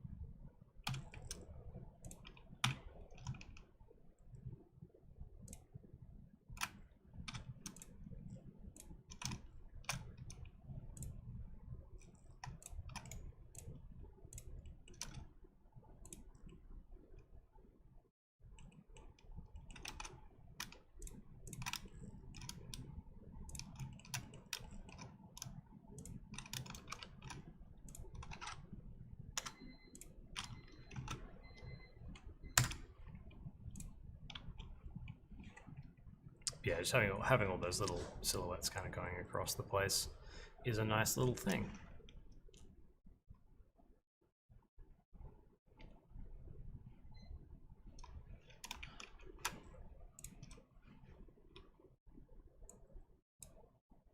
Whoa.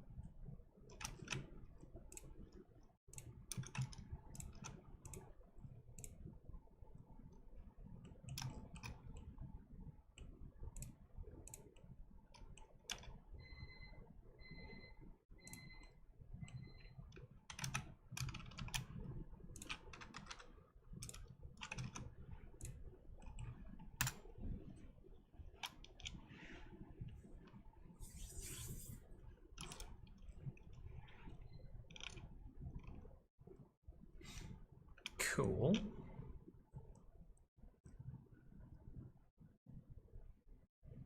So yeah, I reckon that's kind of getting to a point where I'm happy with that. There's some characters that I want to put into this scene, but the style that I'm kind of working on in this project is to kind of get a little bit of a, I guess, like a anime cell over the top with the characters, so they look like they're kind of hand-drawn into the scene. And then also doing a little bit with the actual backgrounds to make them look a little bit less rendered out. One of the things I've been mucking around with too is just using the denoising in cycles to actually bring a bit of a painterly look to the render. It doesn't look like that cycle stuff is wanting to work today on this particular machine, so that may have to wait. But yeah, we can kind of maybe just do a little bit of a render of this and just get the file kind of prepared out, ready to go. Then we can work into it next week on the stream.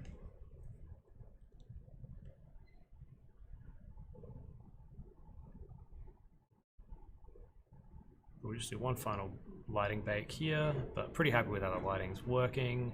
There's nothing. I wanted to maybe put a bit of a bevel on the little supports of the car here because they look a little bit overly sharp, I think. But that should be a 2-second process. And yeah, we can just see if we can get a decent Eevee render out, and then I'll see if I can get a Cycles render sorted, maybe on a different machine. Because yeah, this one doesn't seem to want to play nice for whatever reason, but let's see if we can just get a bevel modifier on here. Just so the edges actually catch a highlight. That's really all I'm looking for.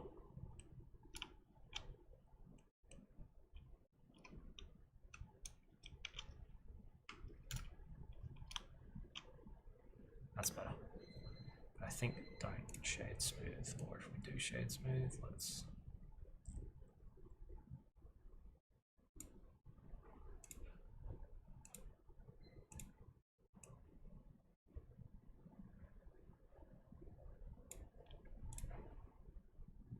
Yeah, that's better. Nice, and maybe actually just get a...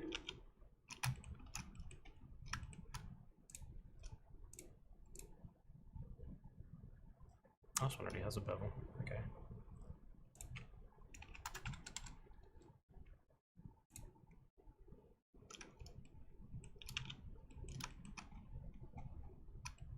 How aggressive is that bevel?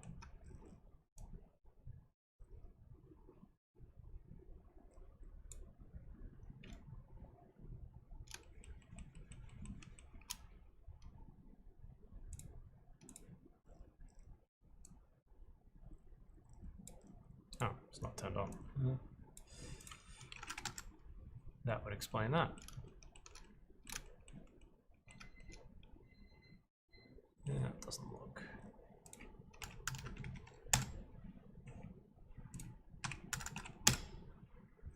Just again, like this is something that took me a while to figure out, was that how important those bevels are to hard surface stuff in 3D. Because without it, you don't get realistic edges on things that just don't pick up highlights. Same with something like this, to be honest. We could probably put a bevel modifier on this.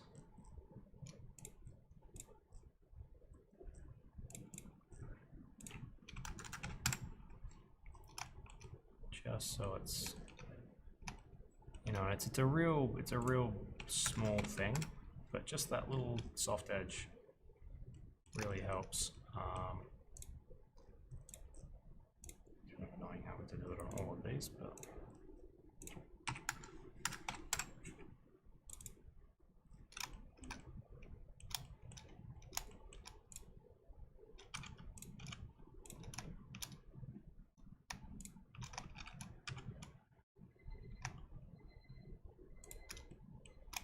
just copy them.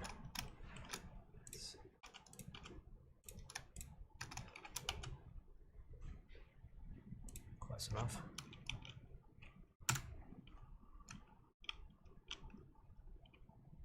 And yeah, it just gives us something a little bit extra for the light to bounce off of there. It's not doing a huge amount with that stuff, but it's still handy. Cool, cool, cool, cool. Okay, let's come across here. We're doing this at 1080p, but I'll do it at 200%. That's about as high as I'd ever want to go. We did our bakes, we did everything else. We should probably save just before we hit render, because Blender likes to crash when you hit render.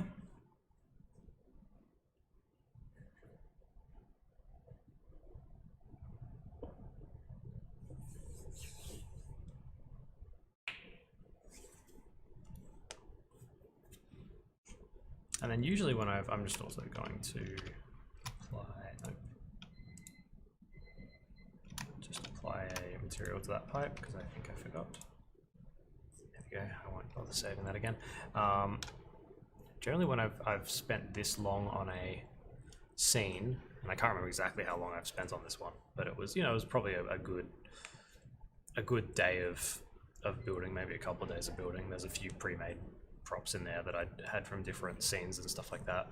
But like usually if I'm going to spend a lot of time in 3D, I like to stay there for as long as possible and try and limit how much I have to also kind of paint in Photoshop. Obviously with this particular scene, it's going to be a matter of drawing and painting and rendering up characters. That's going to be a little bit of a process, but the rest of it hopefully is just some, you know, cinematic kind of stuff, you know, just fog and all that kind of thing. Okay, I've got obviously a collection set to not render there somewhere.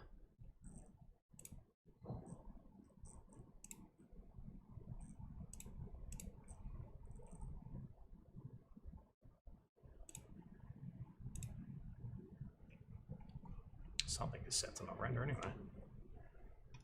Let's find out what it was. Where are you? You're set to not render. Why is that?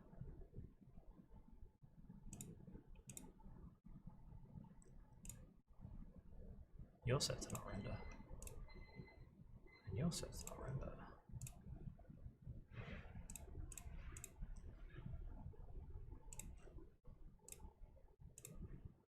Weird. Don't know why that was the case. Everything else down here. These are all set to not render. Why?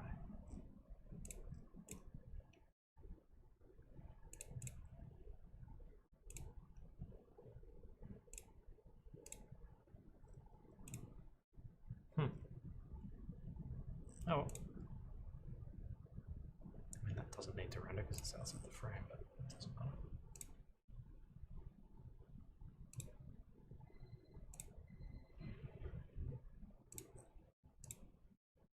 These things may not be visible, but we'll chuck them on anyway.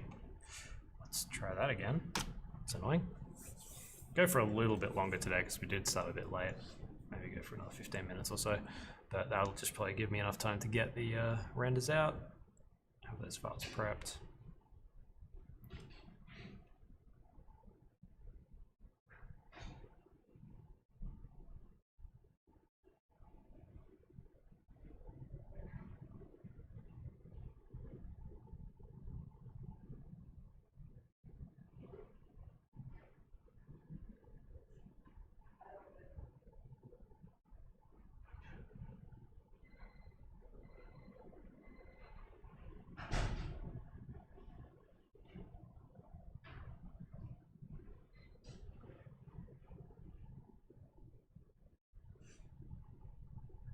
Cool.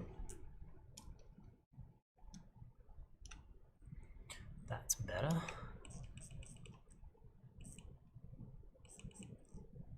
Yeah, it's all looking pretty.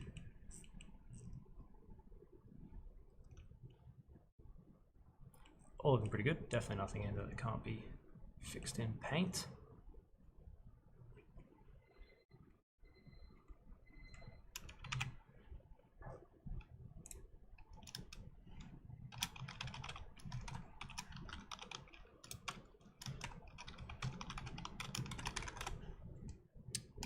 Spell.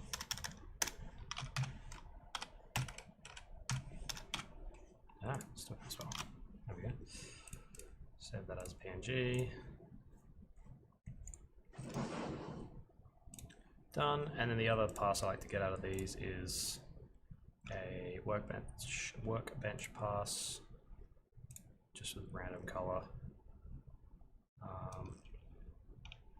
which just gives me a nice selection base if I need it.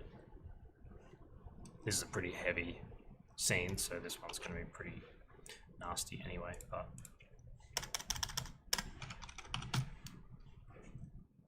good to have.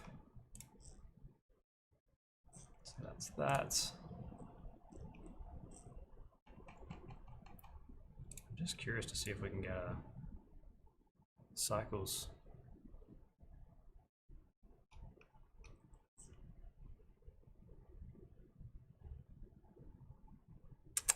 Maybe that's why it's failing, because I've got bevel shader nodes in there. I wonder if it will eventually. I think it's just like straight out failing.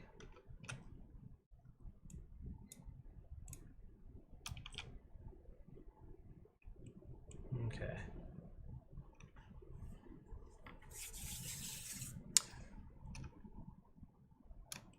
I think cycles and EV both have their place. I reckon, Jay. Like, it's cycles definitely will give you higher fidelity, no doubt about that. It's a better quality renderer because it's ray traced. But EV is, for concept work, EV is really, really good because it's so fast. And it means that if I don't have to sit there for, you know, if I've got a really heavy scene, that I might have to sit there for half an hour waiting for it to render. Whereas with Eevee, I can just hit render and it's done. From my point of view, day to day in my work, it's Eevee is actually super valuable. So cycles will definitely get you. It'll get you better fidelity, but it's not necessarily better straight out. It's just they each have their use.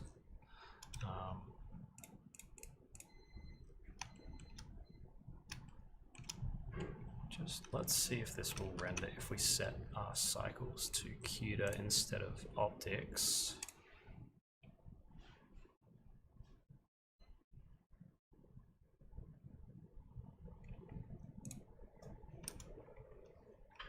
Is there much difference between 200 and 500% res? I mean, that percentage thing is literally just taking whatever resolution you have here and just timesing it by whatever factor you have there. So if that's 100%, it'll give you a 1920 by 1080 render. If that's 200%, it'll give you whatever that times 2 is, and then whatever that times 2 is. So it's literally just a multiplier.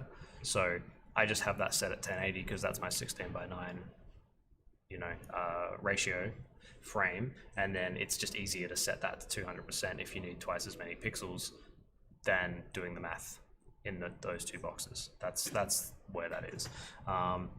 You know, most of the concept art that I would be doing, you know, people, obviously, you know, productions now are starting to work in 4K and higher.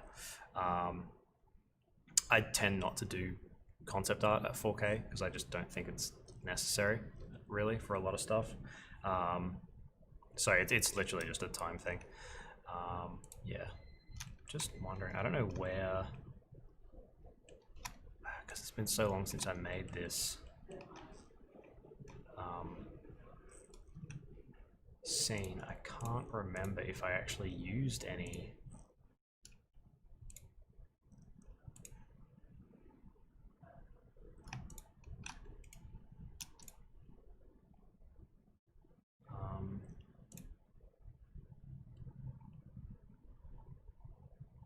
Can't remember if I actually used any like bevel nodes or anything like that. But yeah, let's see if this renders in cycles. So now it's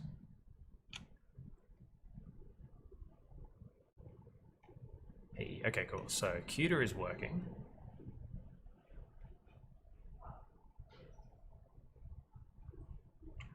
Which is good. So yeah. I've got denoising turned on here, which is why the scene's getting all mushy.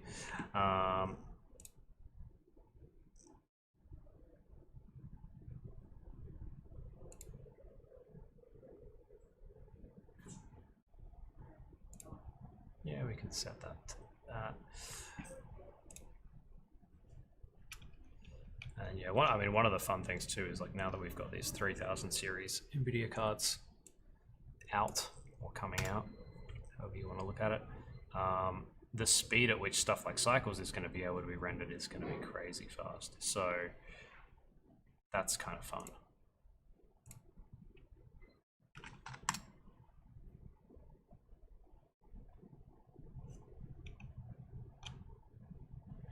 But yeah, usually Eevee and cycles, they tend to look pretty similar. They should at least look pretty similar between the two render engines.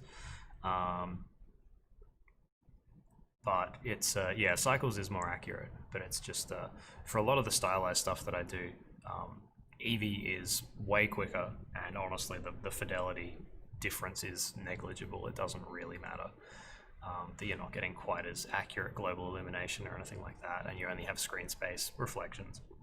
For concept art, that's not really too big of a deal. You can paint your way out of that quite easily, and if it does mean the difference between waiting for a render and not having to wait for a render, then I will take not having to wait for a render and being able to go to lunch. So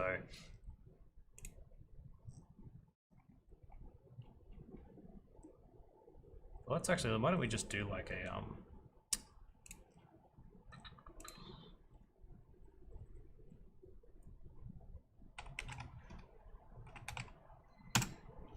let's actually just do a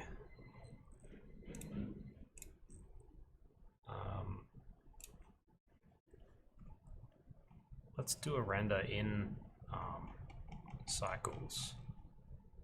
Ooh, let's just set it to 100% though. And just have a look at something like the difference between, because this shouldn't take too long. We'll see. It's pretty low sample, and it's a foggy scene, so we'll have to see how effectively the denoising will be able to do its thing, but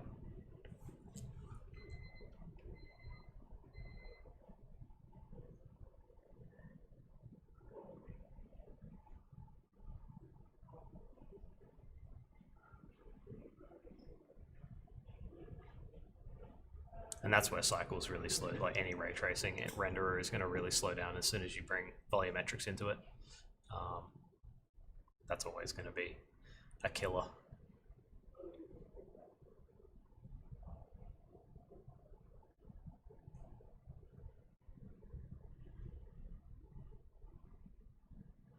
But the amount of extrapolated data that the optics denoiser is able to put into these renders is crazy. Oh, the subsurface is also really, really bumped up in cycles as well. Cycles is much better at calculating that. So that's going to look a little bit funny, but that's all right.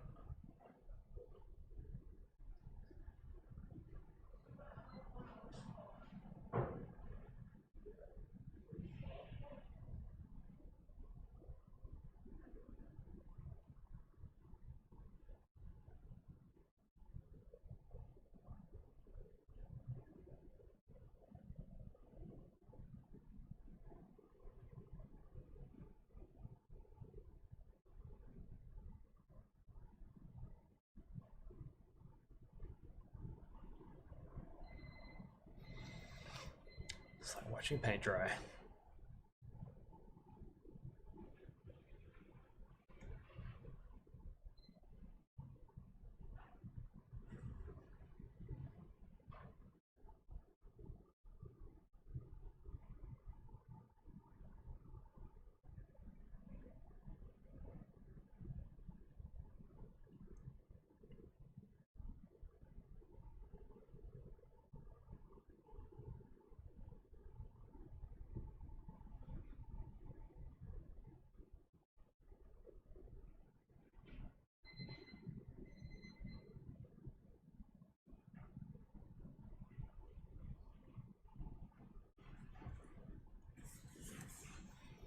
Just wait for it to denoise. There we go.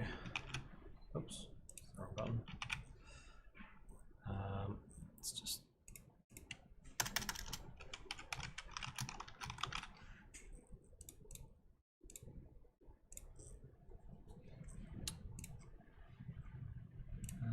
I just open these. Can't be bothered logging into that.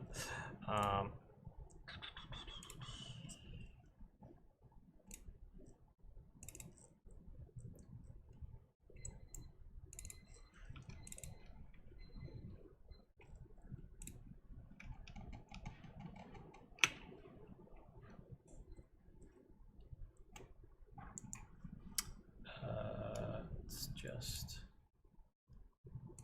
find the cycles test and the render test.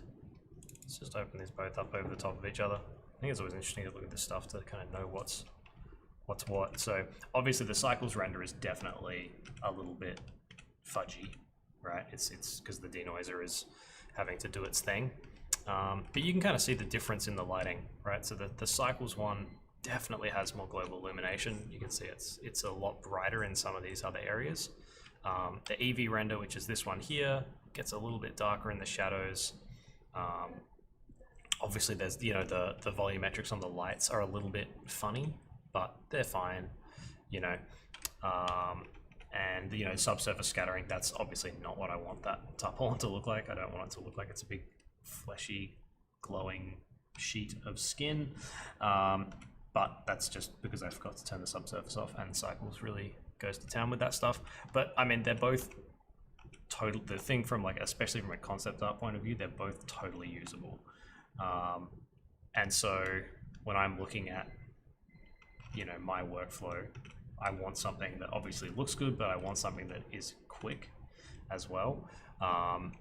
And so having the ability to get the cycles, so the EV render out like instantly is kind of where that wins for me. But you know, they both absolutely have their uses, and like I said, with these new graphics cards that are coming out, it's gonna be crazy to see how fast that stuff is going to render, because by the benchmarks it looks like it's literally twice as fast as the old quickest cards, so that's pretty cool. We win either way. So yeah, we'll probably leave that there for now. I think we've got that render. Like I said, I'll do like a proper optics cycles render sometime when I can get that to work, and then we'll go from there. Yeah, they're cool, man. They're super cheap. The problem is we can't bloody get them because they're all sold out. But you know, yes, I pity anyone who went out and bought a 2080 in the last couple of months. Unfortunate move, but I guess luckily the resale on those 2080s has also skyrocketed because they're the only ones you can actually still buy at the moment. So you know, not a total loss.